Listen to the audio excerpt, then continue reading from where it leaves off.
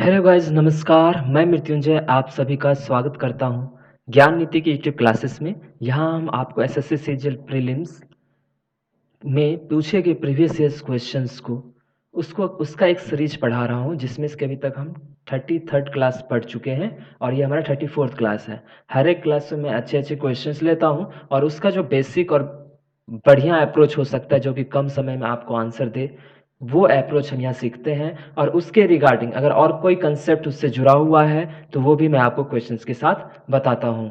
तो चलिए आज का क्लास जो है हम यहीं से स्टार्ट करते हैं। उससे पहले क्या है कि एक अपडेट है कि आपका जो है ज्ञान नीति नाम से ऐप जो है लॉन्च कर दिया गया है। उसका जो लिंक है आपको इसी वीडियो के डिस्क्रिप्शन बॉक्स में आपको मिल जाएगा।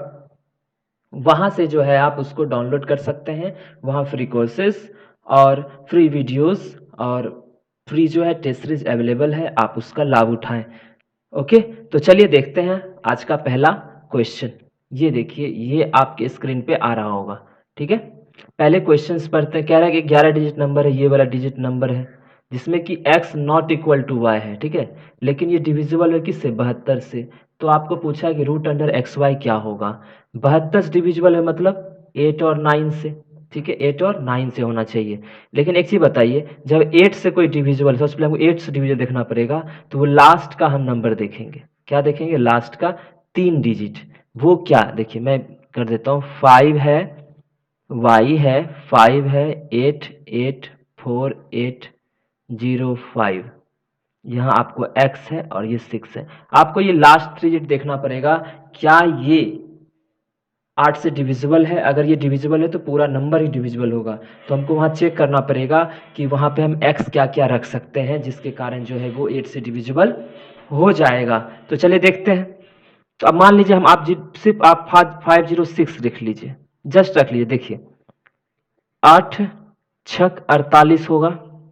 ठीक है, अब यहाँ से क्या उतरेगा? 26। ये कभी नहीं लगेगा।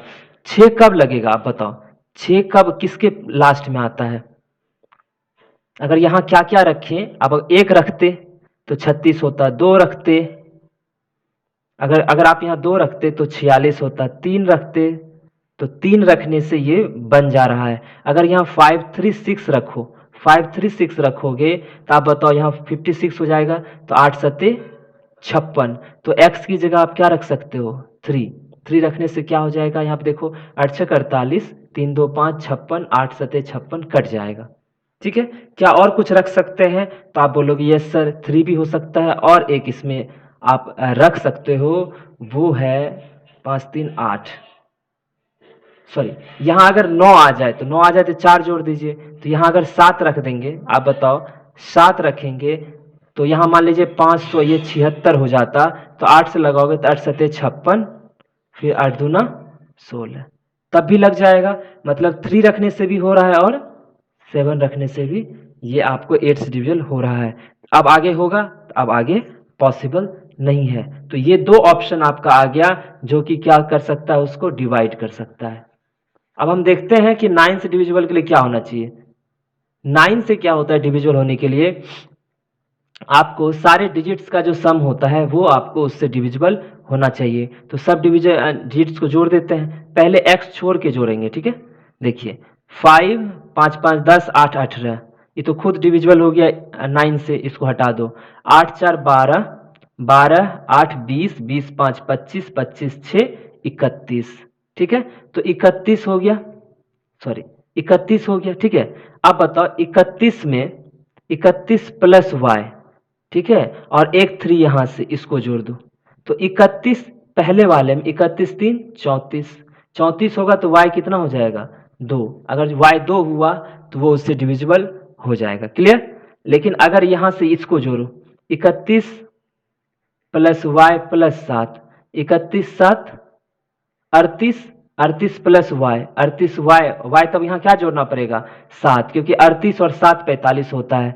तो अगर यहाँ से देखो तो x बराबर इतना, तो यहाँ अगर हम जब चेक किए तो y बराबर मेरा कितना आ रहा था? 2। कितना आ रहा था? 2। और यहाँ y बराबर कितना आ रहा है? 7। तो लेकिन यहाँ बोला हुआ है कि x अगर 7 है तो y भी 7 नहीं होना चाहिए, मतलब दोनों बराबर नहीं होना चाहिए। ये वाला तो नहीं होगा, तो आपको कौन सा लेना पड़ेगा? 3 और 2, क्योंकि देखो 31 3 34 2 36 हो सकता है, ठीक है, समझ गए ना। तो y आपका 2 हो जाएगा और x क्या हो जाएगा 3। तो रूट अंडर पूछा है आपको एक्स वाई, तो रूट अंडर क्या हो जाएगा 3 इंटू 2, 3 दूना 6, समझ गए ना। ठीक है, तो चलिए अब चलते हैं नेक्स्ट क्वेश्चन की तरफ। ये देखो क्या दिया हुआ है, आपको बोल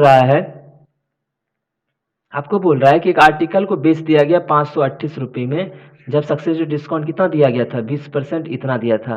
किस पे डिस्काउंट दिया गया था एमपी पे, और इसलिए एमपी पूछ रहा है। तो जिस पे डिस्काउंट दिया तो हमको नहीं पता है, चलो हम उसको एमपी ही मान लेते हैं, एमपी इंटू इस पे 2 बार डिस्काउंट दिया गया लगातार 20% और 12%। तो 20% का अर्थ कितना होगा, कितना में बिका होगा 80/100 में, आप जानते हो, ठीक है। जब 20% डिस्काउंट दिया जाता है तो उसको कितना से मल्टीप्लाई करेंगे, 100 में से 20 गया 80/100, और फिर दिया गया 12 का, तो 100 में से 12 गया 88/100, फिर जाके ये कितना में बिका है, ये 528 में बिका ना।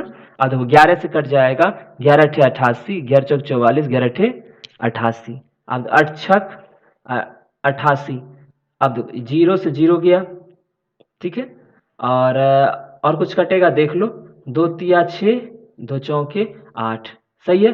4 से काटोगे तो 25, तो यहाँ से कितना बचा 10 और 25, यहाँ से हो जाएगा 250, उधर चला जाएगा, तो एमपी बराबर क्या हो जाएगा 250 इंटू 3, तो 25 तिया 75, 750 रुपये, समझ गए ना। तो जब किसी चीज़ में डिस्काउंट दिया जाता है, अगर हमको पता करना, जैसे कि मान लीजिए एक्स है, एक्स पे 20% 30% डिस्काउंट दिया गया तो कितना में बिका होगा, तो एक्स इंटू 100 में से 30 घटा दिए 70/100। इसी तरह से हम सक्सेसिव डिस्काउंट में यूज करते हैं, सक्सेसिव डिस्काउंट में इस चीज को।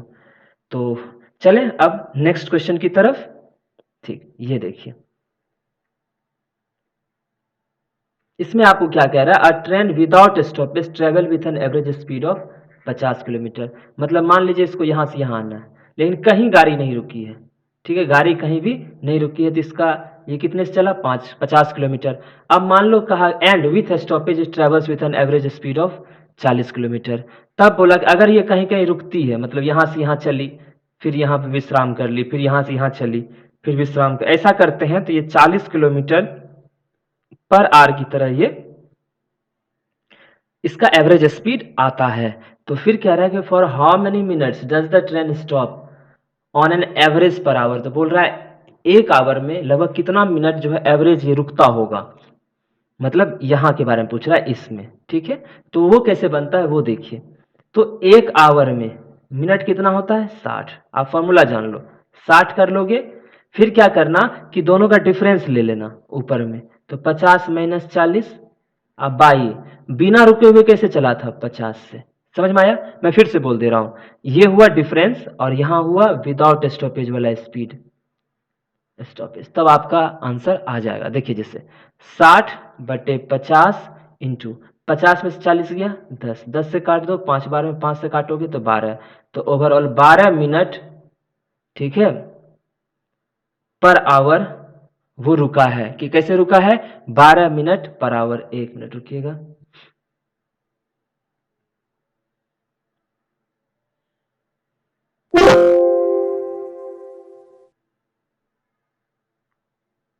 ये क्वेश्चन कर रहे थे, ये बता दिया आपको। चलिए अब देखते हैं नेक्स्ट क्वेश्चन की तरफ क्या बोल रहा है। आप देखिए यहां पे, अब अगर यहां देखोगे तो ये बोल रहा है a is 40% more efficient than b and c is 20% less efficient than b. तो मतलब अगर ए बी सी रखा जाए और इसकी एफिशिएंसी देखी जाए, अगर इसकी एफिशिएंसी देखी जाए, तो बी को अगर हम 100 मानते हैं, तो बी को 100 मानते हैं, तो ए इससे 40% मोर एफिशिएंट है, मतलब 140 है, और c is 20% less efficient than b, तो सी कितना है बताओ, 20 कम है तो 80 हो गया। अब जब इसको काटेंगे तो 2 सते 14, 2 पचे 10, 2 चौके 8, तीनों के एफिशिएंसी का रेशियो मुझे आ गया। अब देखिए क्या रहा है, working together they can finish a work in 5 days.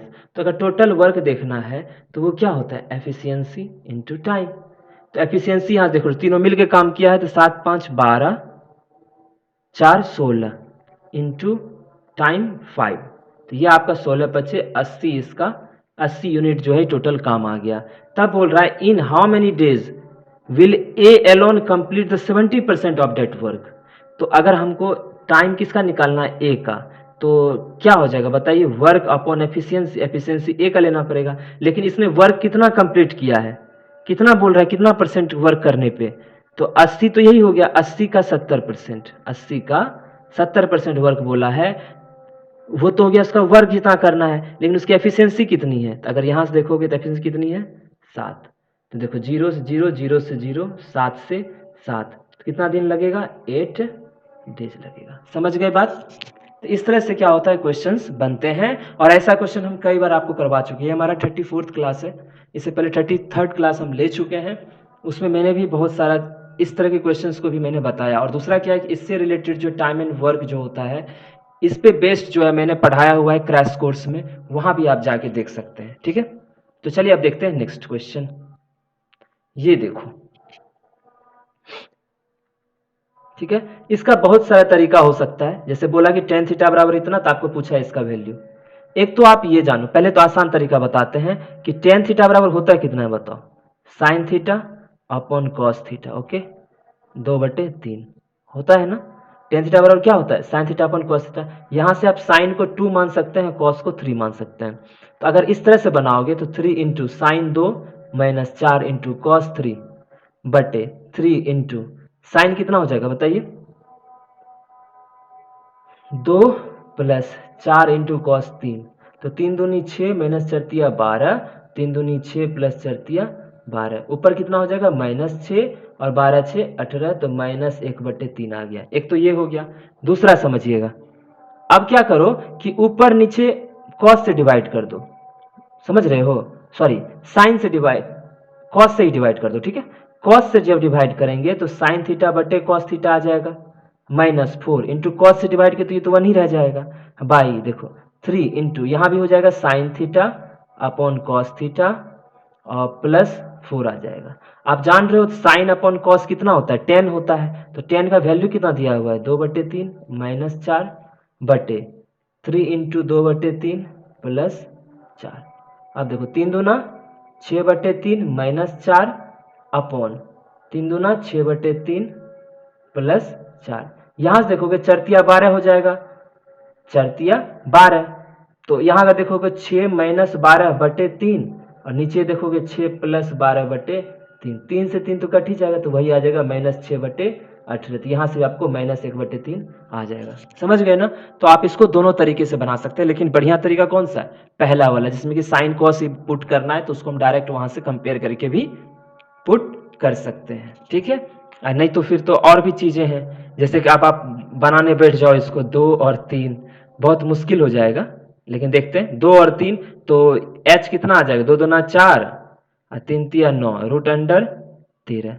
अब ये ऐसे भी बना सकते हो, जैसे 3 इंटू साइन थीटा बराबर, यहां से अगर साइन थीटा देखूंगा तो कितना आ जाएगा इसमें बताओ, 2/√13, और कॉस थीटा देखोगे कितना आ जाएगा बताओ, 3/√13, ये भी हो जाएगा ना। तो अब देखो साइन थीटा कितना हो जाएगा, 2/√13 और -4 इंटू 3/√13, नीचे 3 इंटू साइन थीटा है तो 2/√13 प्लस 4 इंटू 3/√13। अब इसमें क्या होगा, ध्यान से देखना, इसमें क्या होगा कि आपका जो नीचे √13 है, सॉरी नीचे जो √13 है ये सब जगह से कट जाएगा, फिर से ये इक्वेशन जो आपको इसी तरह का बन जाएगा, और फिर भी -1/3 आएगा। देख लिया ना, एक ही क्वेश्चन को अगर अप्रोच देखें तो 2-3 तरीके से ये पॉसिबल हो रहा है। ठीक है, तो चलिए अब देखते हैं नेक्स्ट क्वेश्चन, ये वाला। अब ऐसा देखे होंगे आप, ठीक है, ऐसा क्वेश्चन कई बार आया हुआ है, जब साइन थीटा और कॉस थीटा में दिया हुआ हो, टेन थीटा और कॉट थीटा में दिया हुआ हो, सेक थीटा और कॉसेक थीटा में दिया हुआ हो, तो क्या होता है कि आप इसको डायरेक्ट बना सकते हैं कि यहाँ जो है, क्योंकि आप जानते हो कि कॉसेक 90 माइनस थीटा बराबर क्या होता है, सेक थीटा होता है ना। तो वही यहाँ कंपेयर करो, यहाँ 4 थीटा है, यहाँ थीटा है, तो क्या हम इसको इस तरह से नहीं लिख सकते हैं, लिख सकते हैं। तो आप बोलोगे इसको सर कि लिख सकते हैं कॉसेक 90 माइनस 4 थीटा बराबर कॉसेक थीटा प्लस 20 डिग्री।